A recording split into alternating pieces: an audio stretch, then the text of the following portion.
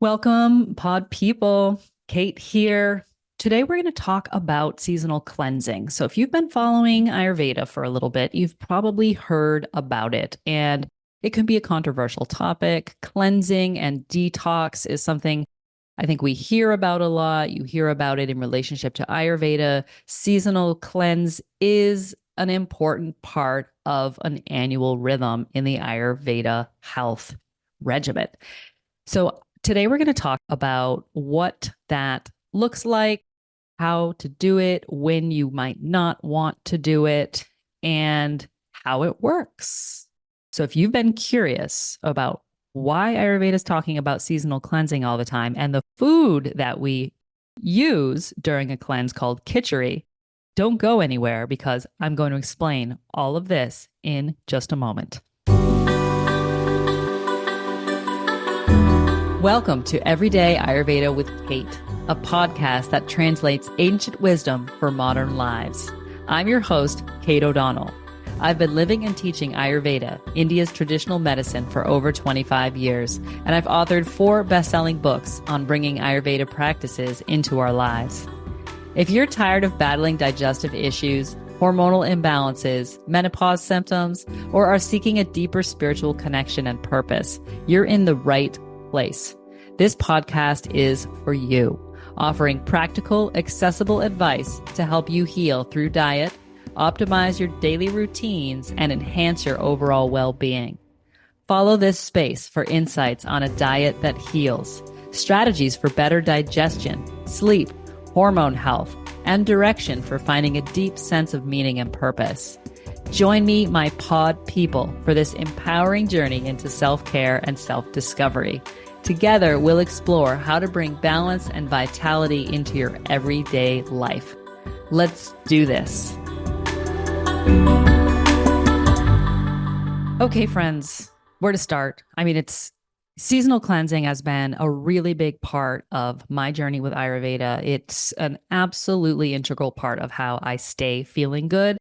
And in the journey of healing my own digestion, which started 25 or so years ago, some sort of a digestive reset has been pivotal. And if I don't continue to do it, I will not feel great. And I might start to have imbalances in my body. I might start to have difficult time going to the bathroom, or like weight gain that I can't lose, difficulty with sleep, addiction to things like sugar and caffeine.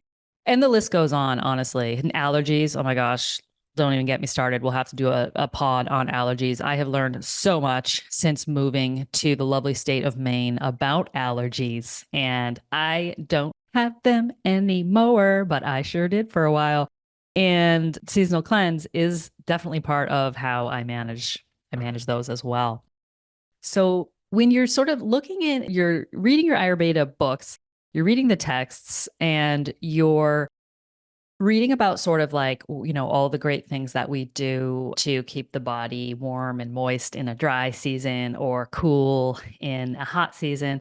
There's also a talk about the seasonal junctures, and those are a really important time called Ritu Sandhi, and Sandhi means joint. So like your elbow or your knee, right? It's a joint between two seasons.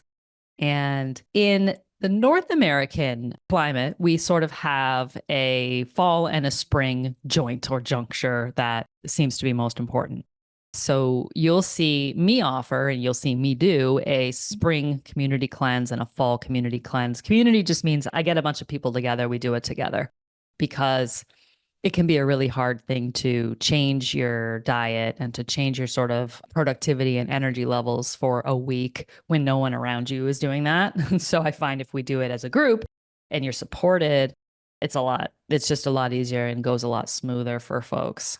So spring and fall are a time where, according to traditional Ayurveda wisdom, the doshas are undergoing very predictable changes. So we've talked about doshas on this pod before, episode 1.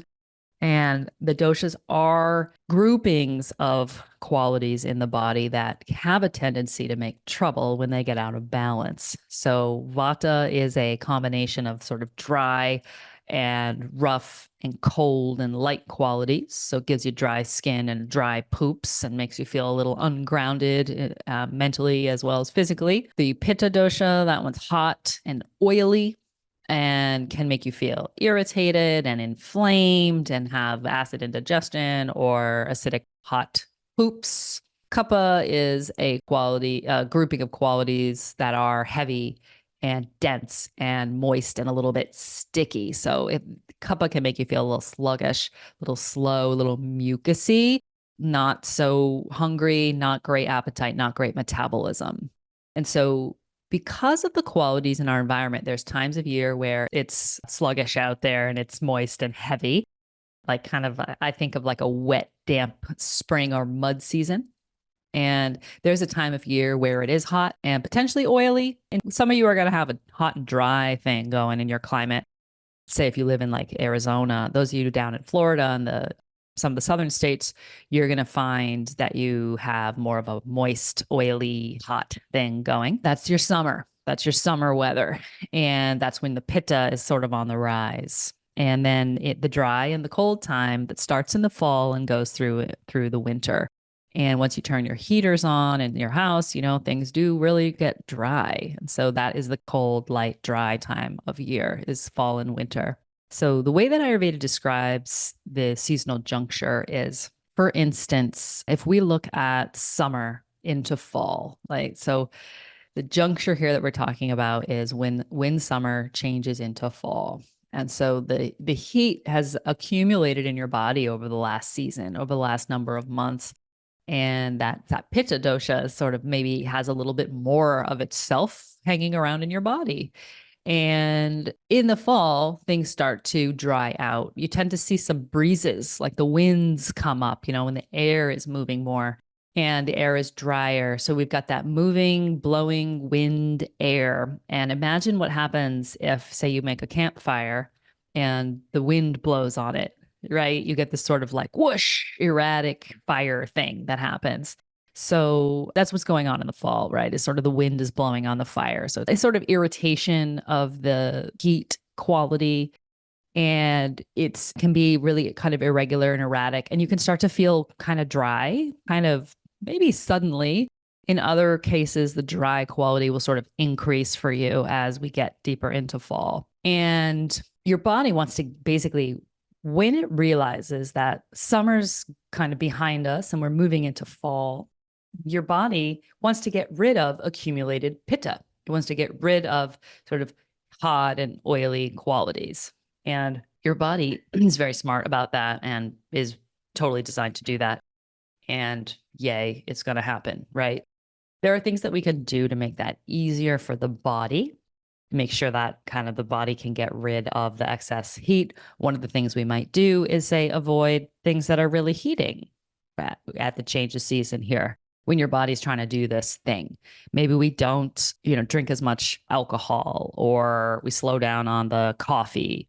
Those are both heating substances. Or one of the things that's very heating is the kind of friction that's caused by stressing out or overdoing it. So maybe we kind of slow down a little bit, take on a little less, have a little like me time, a little quiet time, just kind of slow down the action. And those things, if you kind of naturally gravitate in that direction, are really fantastic ways to assist that seasonal change. Because once that vata comes and starts blowing on the accumulated fire, that's when we can start to see some imbalances that can, honestly, in my practice, I've seen it look like all sorts of different things over the years. Looks like all sorts of different things. And like allergies being one of them, inflammation, right? So inflammation sort of coming to a head in the body in all sorts of different ways in the fall is not a surprising thing, not a surprising thing. So if you do a seasonal cleanse somewhere around that juncture, like when it's temperatures are consistently cooler and the air is consistently drier, it might be end of September, it might be sometime in anytime in October, let's say. And for all of you listening, Your seasonal changes are very particular to your environment, and it'll take you an annual cycle. It will take you a year of observation to really feel like, oh yeah, I get it. Like I can feel these changes happening in my body now. At this point, if this is new to you, it's just information. You haven't embodied it yet. So sometimes it might feel a little confusing because you haven't experienced it.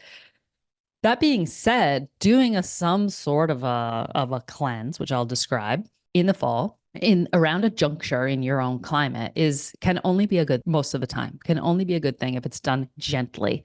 And an Ayurvedic style of cleanse is generally a seasonal cleanse is gentle because the last thing we need when we've got wind blowing on fire and whatnot is more craziness, right? More rocking of the boat. So that's what surprises people, I think. People think that in order to detox the body, we have to do something kind of intense and strong, and something that other people would see that you're doing it and be like, whoa, you're such a badass. But it's actually not. It's actually on purpose, guys, not like that. So that's where I think a lot of people get confused and surprised and perhaps incredulous about how we do a seasonal cleanse in Ayurveda. And what I'm going to do for today, just to give you the lay of the land for where we're going next, is I want to talk about spring a little bit later. We're just going to focus on fall because at the time that I'm recording this pod, it's fall and the fall community cleanse is just around the corner. I'm kind of getting ready to do my thing. I'm getting ready to guide the crew, and you're welcome to join us in doing our thing next month. And I'm going to talk about spring cleansing and spring qualities closer to that time. So stay tuned for that episode about what happens at the juncture in spring. Let's just use fall as our example today. And so what we do when we do a home cleanse is different than what you do if you do a panchakarma. So if I go and I look up, like, what are people Googling related to Ayurveda, panchakarma is always in the top 10. Aaron Rodgers, former quarterback of the Green Bay Packers, made panchakarma kind of famous a couple summers ago, where he was doing his pre-season prep by doing a panchakarma. Meghan Markle has been using Ayurvedic cleansing techniques as well. So we've got some like famous people getting the word out about Ayurveda. And what you hear about most is panchakarma. And panchakarma means 5 actions. You know that word karma. It's 5 actions that are performed, 1 or 2 or 5, whatever, on the body. And the 5 actions are vomiting. Let me just say, these are not things you're going to be doing at home. Panchakarma is always done in sort of a hospital setting, right? At a center where there are doctors who are observing you every day. And they'll do a big preparation process for you, which is similar to what I'll describe as a home cleanse.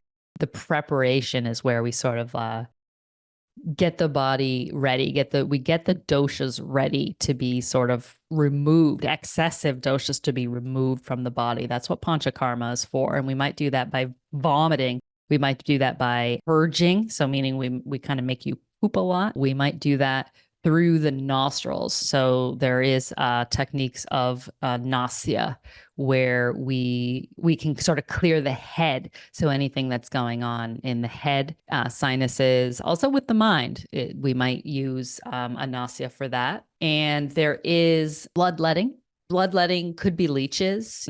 I think we probably see this one less now than we used to. And don't get scared. We're not doing that. We're not doing that at home. The other one is enema. Enemas. And enemas are used for sort of disorders of vata and things that are happening in the lower GI tract. So those things are not things that we do as part of a home cleanse. I just want to say, right? We're not making you vomit. We're not inciting 10 bowel movements within one day. We're not doing enemas, right? A lot of those things are they're to be done with supervision. You know how we say, don't try this at home. The panchakarma is not something that you do at home. And I want to make that point that a home cleanse is something gentle and has to do with assisting the body in undergoing a seasonal change that it wants to do anyway. And panchakarma is shodhana, and shodhana it gets confusing because shodhana technically means cleansing. So when we say cleanse in English, a traditional Ayurvedic physician would be like, oh, well, that's shodhana, right? And it's a forcible removal of dosha from the body. And that happens through one of those 5 channels that I just described to you. That is not what we do in a home cleanse. A home cleanse is shamana.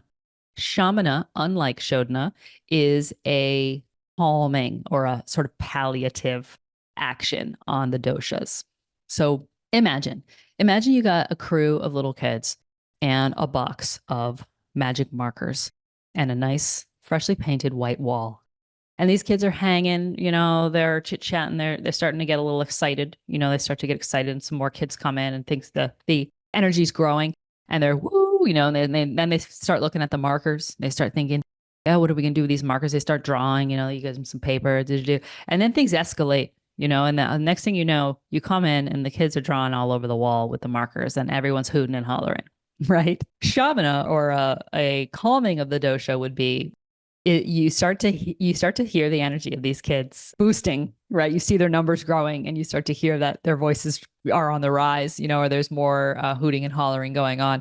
So maybe you remove the markers, right? Maybe you take the markers away, or you or you say, let's just do something else now. Or maybe we're hungry, maybe we need to have a snack time, and you sort of intervene because you can sense that things are sort of getting excited.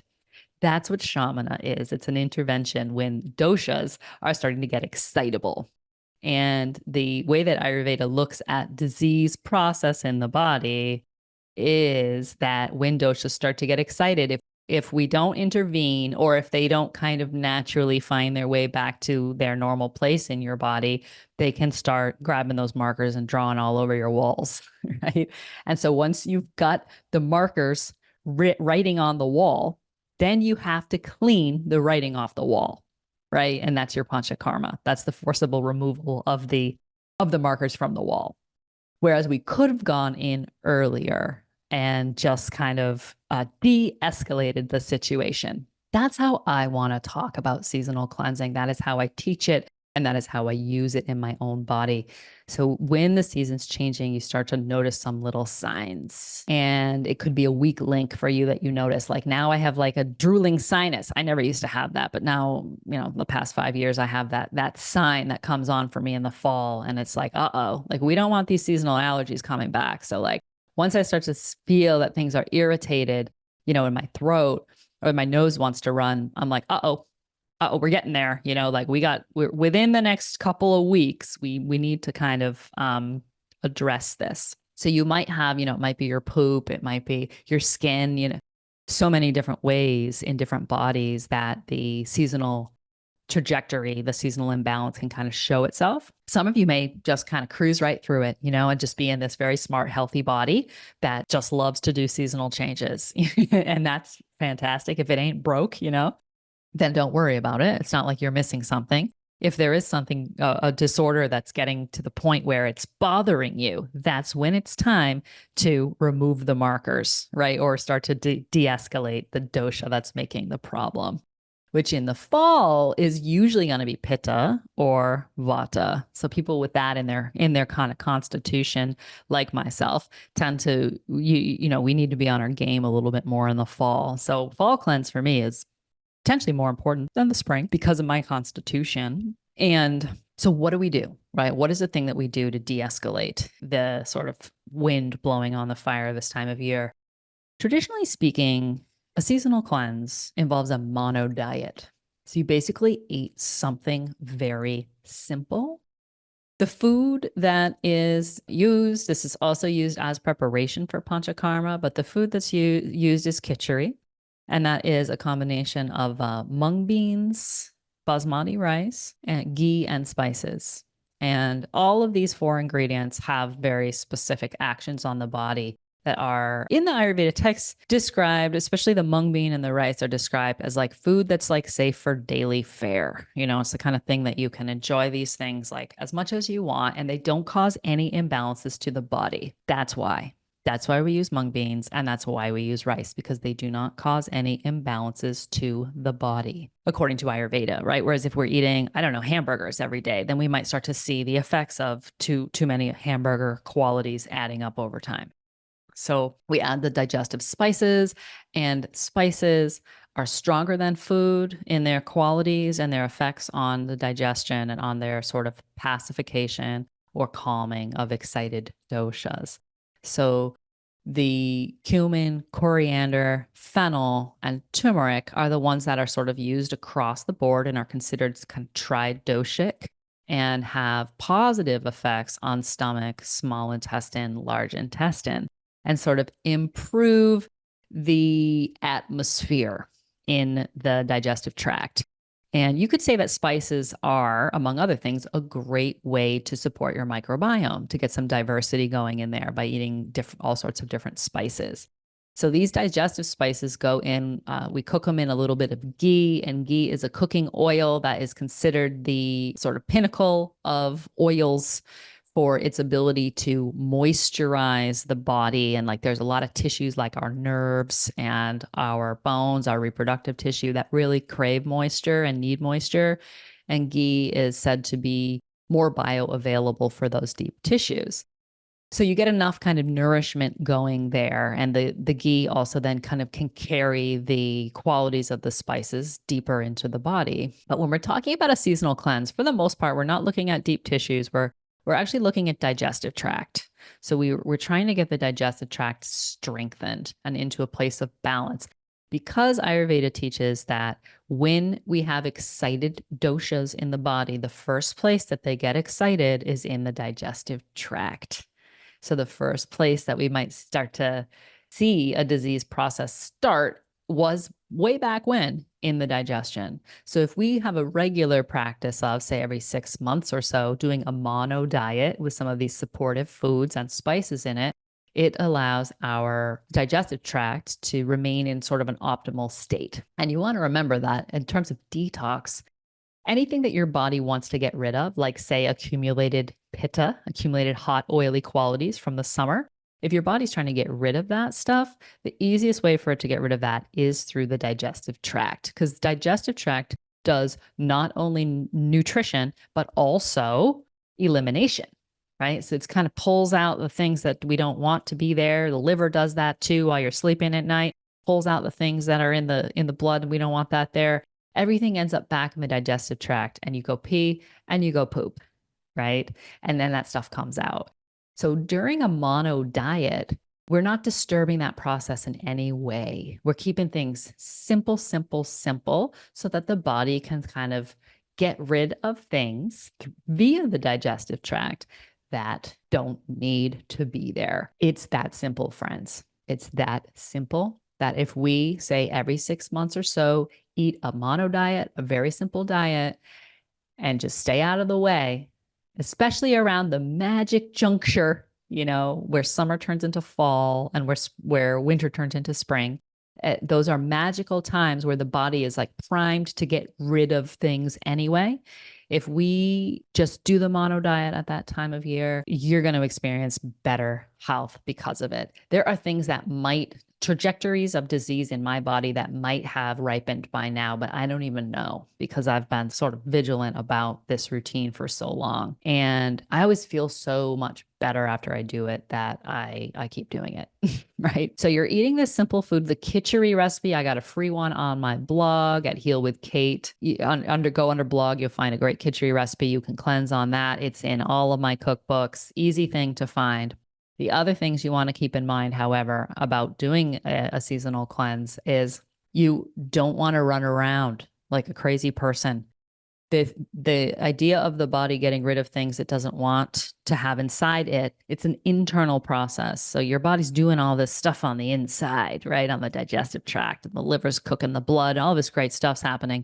All that stuff happens in a 24-hour cycle, every night while you're asleep. It's happening anyway. We're just sort of going for a big haul twice a year. So if you're running around and you're being super busy and all your energy is sort of going outward towards, productivity and other people and all of your physical energy is being absorbed by tasks and activities and attention and action, you'll get less of the internal cleansing process happening when so part of what I teach in a cleanse is that think of it like a home retreat, where you want to sit down and look at your calendar and think, are there some things I can clear away during that time period where I want to do this thing at home, and even if you can't, let's say you can't, you still have X, Y, and Z responsibilities.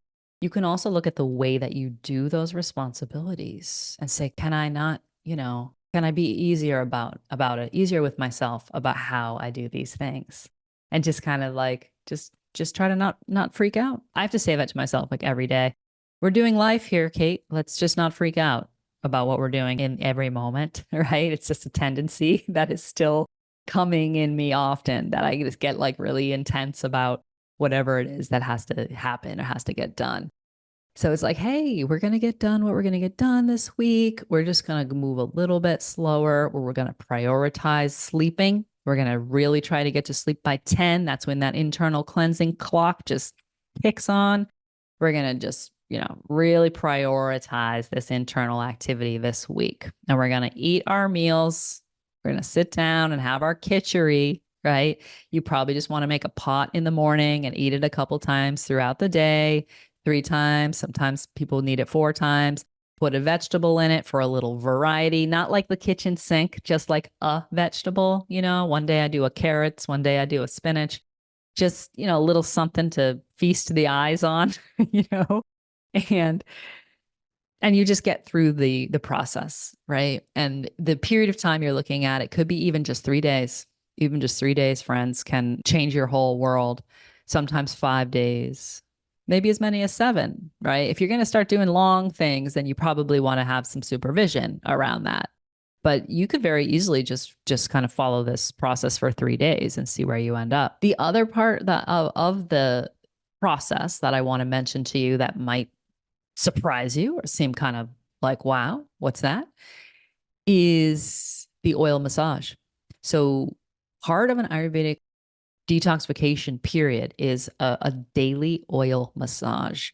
And how does that work, right? So remember I described sort of your body wanting to get rid of stuff, right? So when you do oil massage, it's kind of like putting your whole self in like an Epsom salt bath or something. It's like you're softening the tissues and encouraging the tissues to release things.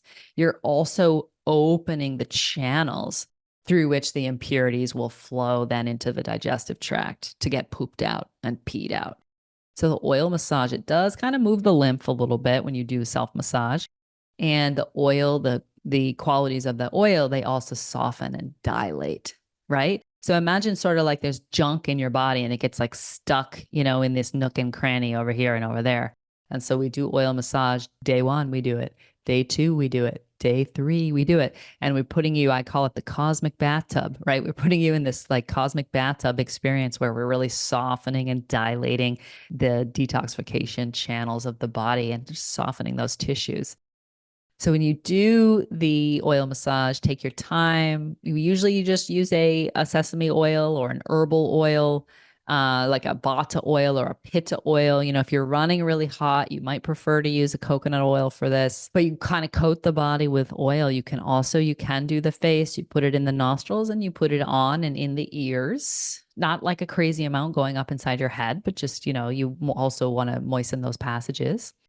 And you sit there with it on, right? Because it's not going to soften in like a minute. So you want to sit there with it on 20 minutes, 30 minutes, as much as 45 minutes. You can sit in a bathtub to really get the movement going. You can, lie on a towel. I mean, I also have a sort of oil towel, that I'll just wrap around myself. I might go do some dishes or something, honestly. So keeping it on for at least 20 minutes, let's say, is an important part of the process as well, right? So mono diet, oil massage, really prioritizing sort of resting and less external activity and more just kind of like resting, allowing your body to just kind of do its thing quietly. And don't forget the spices, right? Cumin, coriander, fennel, turmeric, all these foods like the kitchari and the spices and the spice mixes, all these things I go into so much detail in my cookbooks about this Everyday Ayurveda cookbook and its companions. So all that information is right there for you. There's also cleansing guidelines in the back of the Everyday Ayurveda cookbook, or basically actually all my books. The Everyday Ayurveda for Women's Health book also has home cleansing guidelines, which are specific to women's health. So all the info is there. What I wanted to do today was help make sense of the thing, right? What are we doing? Like cleansing with like beans and rice. How does this work? So I hope it makes a little more sense now. And I also wanted to make sure that we understand the difference between shamana and shodhana, or the difference between a pacification of the excited doshas that generally starts to happen when the seasons change versus when the writing is on the wall, right? And we need to clean it off the wall. And that's where you might look into panchakarma. And I will do an episode in the future specifically on panchakarma because there's a lot more to say about it and know about it. And it's a fascinating kind of medical jewel of the Ayurvedic science that I'd like to get into, and I'd like to give it its own episode. So that'll come down the pipe in a few months. But also know that I've been invited by the Ayurvedic Institute in Asheville, North Carolina, to do a panchakarma. I usually do them in India, not in the United States, but I'm going to go and do one in the United States. And I'm going to do a video blog of the whole thing and share that with you guys via my Instagram account and my blog. So stay posted for that. It's the very end of October and into November that I will be sort of showing sneak peeks into the panchakarma process that I'm going through and talking more about what it looks like. What is it? Because it's pretty fascinating and cool. And I think there's a lot of curiosity. So stay tuned. You can find that at kateodonnell.ayurveda on Instagram and also on the blog page at healwithkate.org. So have a look, follow along with me. I'd love to sort of see you in the comments if you're on social media. If you're not, you can go to the blog. And if you're listening to this podcast later in time, just go to my reels and look for a cover slide that says Kate's on PK. And then you can, even if it's later in time, you can still sort of follow along with the process as I vlogged it in real time. And I hope that this helps. If you have more questions, please send us an email, hello@ayurvedicliving.institute. And I would love to see you at a seasonal cleanse online with me and the crew very soon. Thanks for listening and have a great rest of the day.